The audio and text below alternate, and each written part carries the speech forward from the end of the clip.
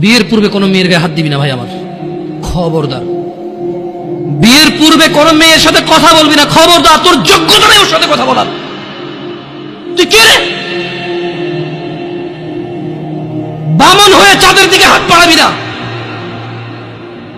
আমার বোনরা চাঁদ। ওয়াল্লাহি যেদিন ইসলামী শাসন আসবে, যেদিন ইমাম মেহেদী আসবে, যেদিন ঈসা আলাইহিস সালাম আবার আসবে, ওনার বন্ধের উপর যারা হাত দেবে উনি হাত কেটে ফেলবে। তুই বামন হয়ে চাঁদের দিকে হাত বাড়াইস না। আমার বোনরা চাঁদ। ইসলাম মেয়েদেরকে চাঁদ বলেছে আর তোকে বামন বলেছে। বেটা তুই বেটা ছেঁড়া খাতায় শুয়ে লাখ টাকার স্বপ্ন দেখিস, বিয়ের আগে মেয়ের গায়ে হাত দিস? তোর সাহস কত? তোর সাহস কত? তুই জানিস না মুহাম্মদ সাল্লাল্লাহু আলাইহি সাল্লাম বলছে নেক স্ত্রী দুনিয়াতে যা আছে ওর চেয়ে বেশি উত্তম।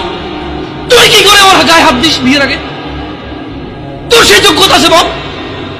তোকে আল্লাহ জাহান্নামে ফেলবে, তোকে আল্লাহ জ্বলন্ত আগুনে নিক্ষিপ্ত করবে, তোর শরীর পচবে, তোর শরীরের গন্ধে জাহান্নামীরা থাকতে পারবে না। তোকে এত নিকৃষ্ট শাস্তি কেন? কারণ তুই এত বড় জঘন্য কাজে লিপ্ত হয়েছিস।